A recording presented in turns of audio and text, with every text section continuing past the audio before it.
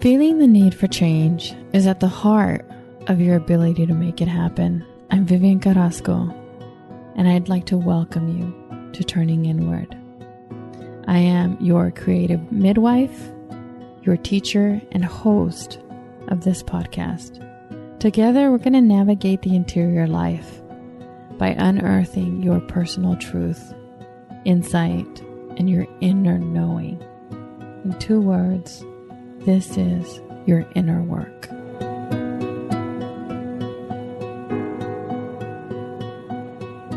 Hello, lovelies. I am so excited to be with you today. I'm with Paula Sprunger, who is the founder and heart and soul of the HumaniTee Brand. And humanity is her passion for bringing more love and light into the world.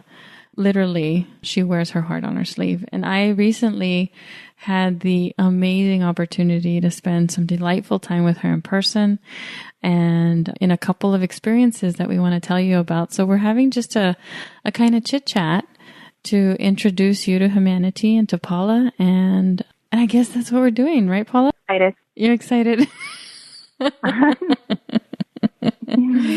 So always excited to speak with you. You're so wonderful. Tell me the story of how HumaniTee came to be. Okay.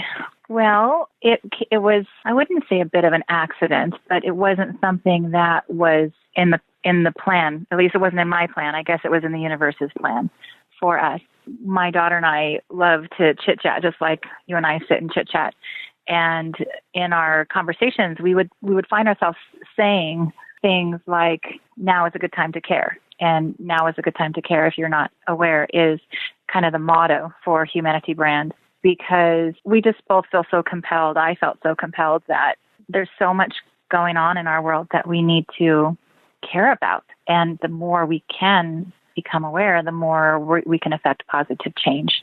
So somehow I just finally said, I need to wear this on a t-shirt. Now is a good time to care. Or be like water, these things that we would always say in conversations. I said, I need this on a shirt for myself. And that ended up a desire to put that on shirts for people who feel compelled to express themselves in such a way. That's beautiful. And I am the proud owner of a couple of HumaniTees. So your They look so good on you. You're so wonderful. Your inspirations also allow me to wear my heart on my sleeve. So thank you. Thank you. Well, I want to say one of the things that I like to say, what comes to my mind, it's interesting and scary at the same time to sort of be like water, flow with the moment. But we happen to be recording this on the birthday of our great country. And like you said, there's a lot going on in our country right now. But July the 4th represents freedom to me. And recently, in the last few years, that freedom has become even more significant and personal because it has sort of given birth to the freedom for me to be me, for me to help others be themselves, and for us to sort of say what we're here to say. So I think that's what HumaniTee does for you and helps others do for themselves. So I totally agree. Thank you for having the courage to stand up and do that. Thank you. And thank you for helping me get there. You're so wonderful. So total disclosure, everybody listening, Paula and I were lucky enough, I was lucky enough, honestly, to have intersect with her about a year ago now when I initiated the Bewilderment Book Club. And then most recently in a small group program that I call Magnify with herself and 4 other women. And is that what you're talking about, Paula? I'm talking about the entire past year of knowing you. Well, say more. That's one of my favorite phrases. Say more.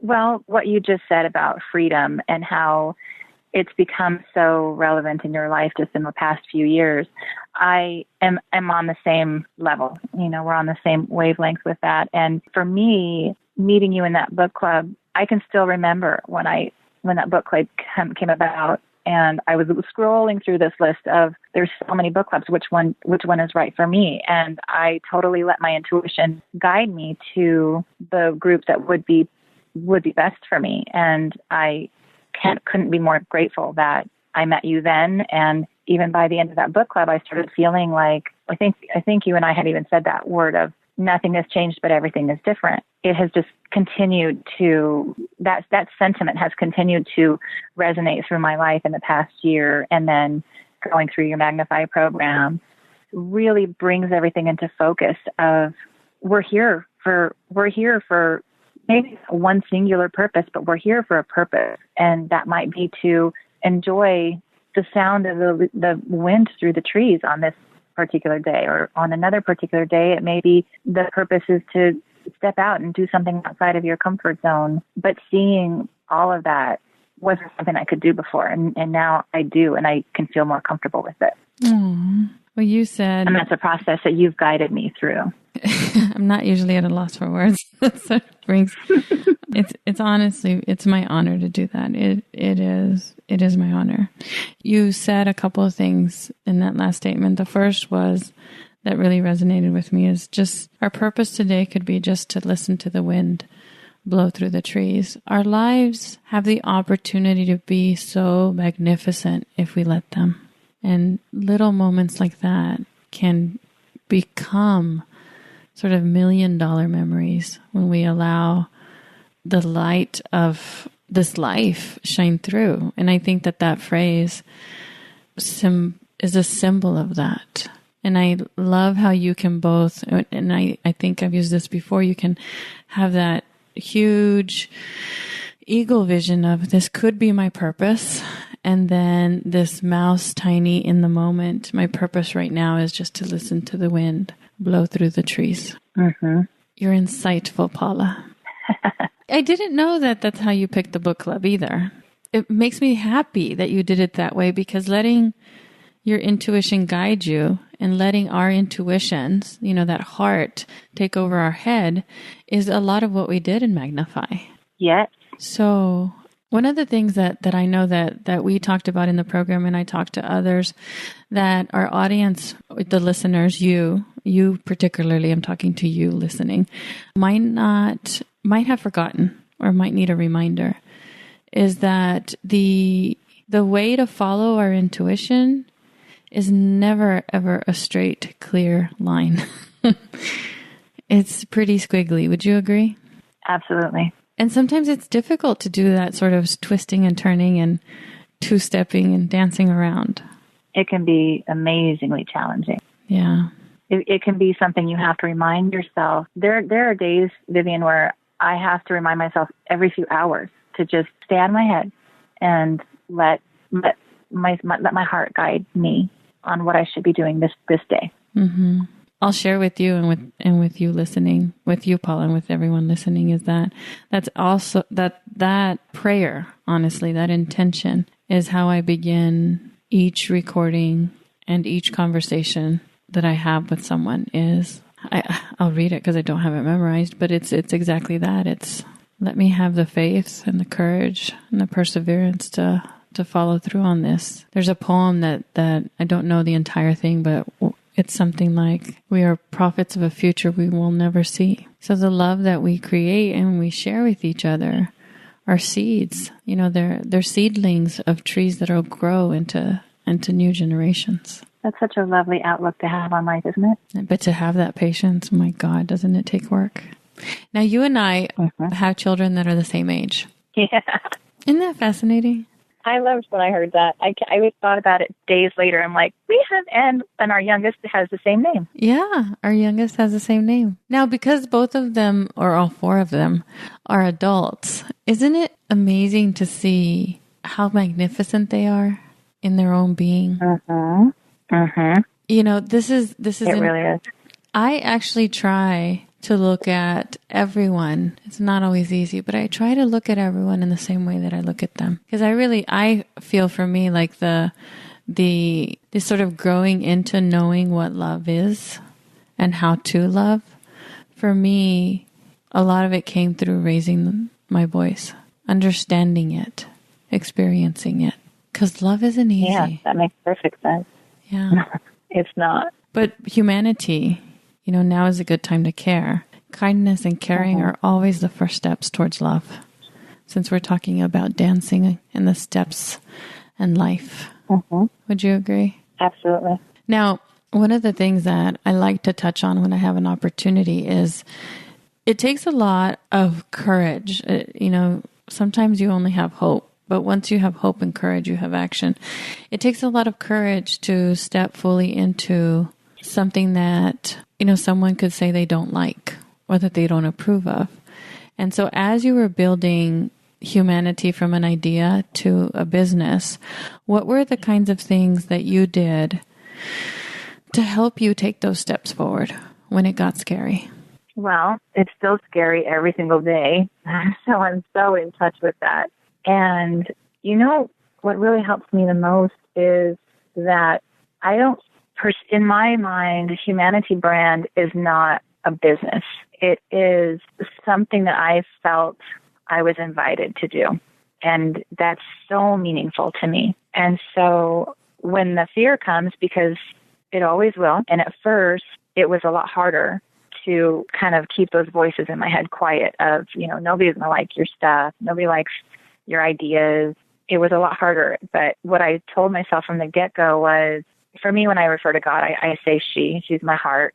She's my soul. And I would just tell myself, I didn't think of this. I wasn't brainstorming how to make my money. I wasn't brainstorming a business to have. I was living my life, and I was spending a lot of time with myself and out in nature, and these ideas started coming. And so I just tell myself, she asked me to do this. I've been so honored to have God drop this little nugget in my lap and say, hey, Paula, would you like to do this?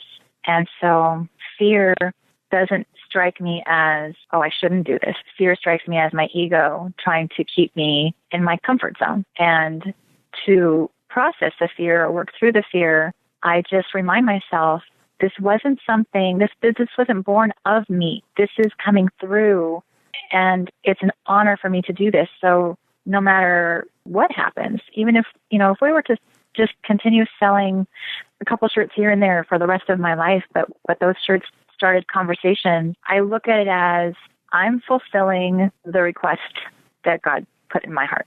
And if that's all that comes of it, then that's fine with me. So there's nothing to fear when I look at it that way. I love that. There is no failure. There's only learning and growth. That's what that sounds like. What really, yep. I started doodling as soon as you said it, but when you said it was an invitation, I love that. We're offered invitations all the time. And we choose, each of us individually choose whether or not to take that invitation out into the dance floor.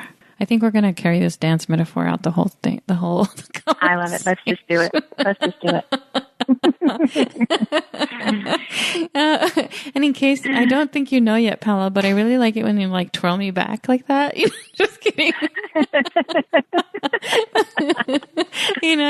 The swirl and then the back leg kick. So that, I love that one. I love that. Isn't life an invitation? I mean, even if you're not doing something as big and bright and seen as a business and as a effort that, at that level, even opening ourselves to a new friend or a smile or something, anything that's different for us, as a human being, our brain and our nature, the way that we're wired, wants everything to be the same and never change. But that shift or that experience is an invitation to experience life. Mm-hmm. I know that I've shared on the podcast before, and specifically with you and the ladies on Magnify, that I feel the same way. It often gets overwhelming to give of yourself, but it's not anything that I can't not do. I have a choice in it, obviously, but not doing it isn't one of them. There's no right. There's no peace in my heart if I'm not working at it. And working for me is playing at it, just doodling with it. I cannot, I'm sure you could tell, one of the most fun that I have is when I'm in a conversation with y'all. Mm-hmm. Oh, yeah. It feeds your heart. You can tell. It does. Yeah. And that goes both ways, just so you know.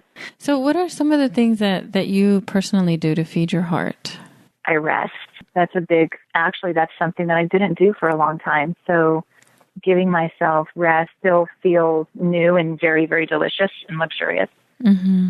And that could just be, it could be I start my morning with a cup of tea out on the patio and I sit underneath my favorite tree. Or it could be that in the middle of the day when I'm doing my writing, if I feel fatigued or just feel like I want to take a nap, I'll go take a little nap. I give more to myself, and I guess that has to begin with listening to myself. I listen to what I need, whereas before most of my life just spent time ignoring those little calls for needing a reprieve. I'm one of those people that I need a lot of cocooning. Mm-hmm. And so that's what I give. That's how I take care of myself. You said something that I know will literally resonate with the lovelies that are listening, is you listen to yourself. But how? Like, that's the question I always get posed. Mm-hmm. How do you listen to yourself? How to listen. Mm-hmm. I've made a game of it. You and I think we played with this a lot, actually, in Magnify, that it's very easy for me to make a game out of listening to myself. I still remember this was several months ago, that the first step I took was I realized through a conversation with a friend that I was not feeding myself. I didn't want anything to do with it. So I would eat, but it was never anything pleasurable. It was either I'm going to eat this and I'm just not going to think about it. And so one of the first ways that I started to listen to myself was when I would think I wanted something to eat, I would stop. I would just put the brakes on and I'd put my hand on my heart. I would actually touch my heart and I would start just kind of asking myself, what do I really want to eat? Do I want something sweet?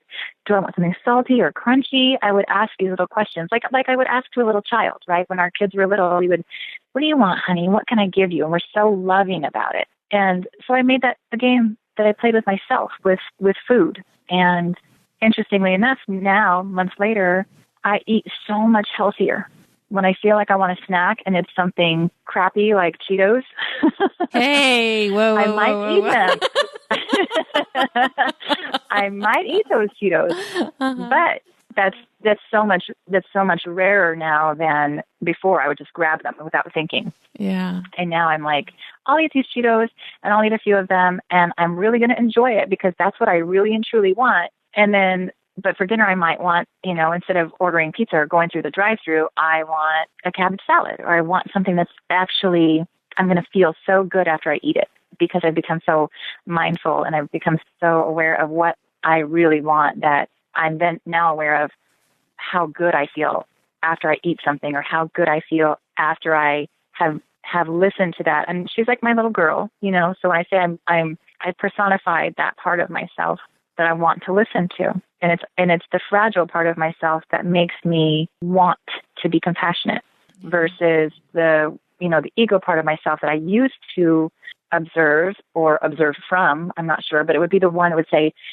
push through and it would sometimes sound encouraging, but really it was just telling me to ignore my needs. Mm-hmm. Well, you've said it a couple of times, and I think this is really, really significant for us to remember and to pull out, is what you really wanted made you feel good afterward, after you had it. Because I know for me, one of the measuring sticks that I use is if it gives me a hangover, then it's not really good for me. So it could have given me that initial spike or that initial but if I'm tired or sad or, whatever afterwards, then it wasn't really, really what I wanted. It might have been that first sort of layer of it. And then, so asking yourself and playing that game with yourself lets you get down deeper into the levels of your wanting. Is that what I heard? Absolutely, yes. And it's delicious, isn't it? It's the most fun. I don't even know how else to say it. It is just the most fun. Oh, this is fun. So I want to give you an opportunity to let everyone that's listening know how to find you, how to find HumaniTee, and how to be able to wear their hearts on their sleeves. Okay. Well, we are on all social media. We're on Facebook at HumaniTee Brand, with spelled T-E-E. We're on Instagram. We're on Twitter. And our main website is HumaniTeeBrand.com, spelled Tee again, HumaniTeeBrand.com. And that's where all of our current designs are shown. I believe we have 4 or 5 designs on there at the moment. And we have a new Diana herself inspired collection coming out July 15th, I take that back. And with this new collection, so I'm asking you if you're interested in HumaniTee to visit Paula and Zoe on their website on HumaniTee and sign up for their newsletter, because they give insiders, inner circle people. What do you call your people on the inside? I call mine usually inner circle or lovelies. Yes, we do. We call them our family. They're our cyber family, our tribe, our community. Yes. So you'll be a part of her community. And they get the pre-access, yeah. Yeah, and you get special pre-access to the new collections. And every once in a while, I think I've gotten a discount, like a 10% code or something. So thank you for that.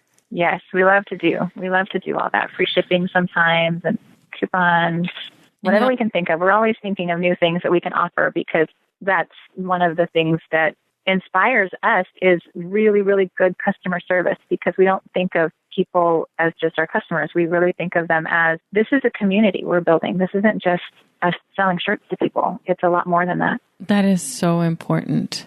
And I want to say that too, because you and I had this conversation as Magnify was ending, and I'm not sure exactly how it started, but I think the way it ended up is, it's okay for us to be friends. This isn't like for me, the work that I do in the world isn't about staying in a culturally indoctrinated role. It's really about becoming closer to ourselves and to each other. And so I was really glad that you brought it up, because it's important to me that those kinds of impressions or those kinds of walls are sort of broken down. So you speak to your own community that way, and I want to embody and model the exact same thing. We're all a big family. The rings of the circle sometimes are closer and sometimes they're a little farther out. And I know for me, it was difficult to come to a level of acceptance that some people call it your family of origin, but the people that you grew up with that are blood related to you, sometimes you're just not on the same wavelength and you don't have the same kinds of music playing in your heart. And it doesn't mean that one is wrong and one is right. It just means that my circles will ripple until I have a community that sort of feeds my heart and soul. Yes, I love that. You've talked about that during our calls, during our group calls. So over the year, I am very grateful that we've become friends, Paula. Me too. Yes.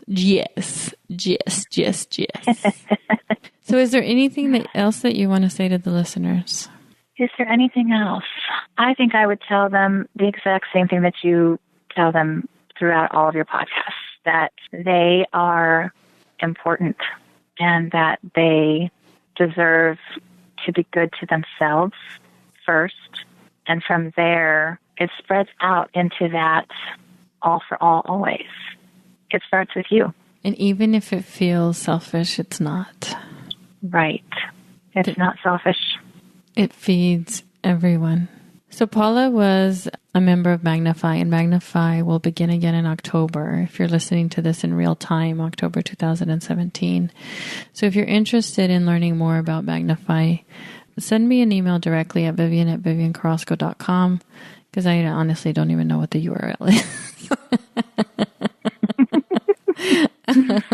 But Magnify is a small group, so it's either by invitation or application. And if it sounds like it's something for you, then I invite you to send me an email and let me know so that we can have a conversation. And I really, really, really want you to go to HumaniTee's website and feed your heart and soul and wear your heart on your sleeve. If phrases like "be like water," "hippy dippity," I like that one. "All for all, always," "humankind." Humankind is my favorite. it's Paula and Zoe are making a dent in the universe, in our world, that is bringing about more kindness and more love and more caring. And I'm pretty sure that if you're listening, you want to be a part of that too. So thank you for joining me, Paula, today on the day that our country celebrates its freedom, and as a way for us to celebrate sort of expanding our levels of freedom and strengthening our friendship. Thanks for having me, Vivian. You're so welcome. I love you. I love you too. If something needs to change and you don't quite know what it is yet, tune in and turn inward. I host an online learning community where we can figure it out together. It feels like a little family, and it's a place where you can be supported and offer support, because togetherness sparks change. Visit my digital home at viviancarrasco.com to learn more.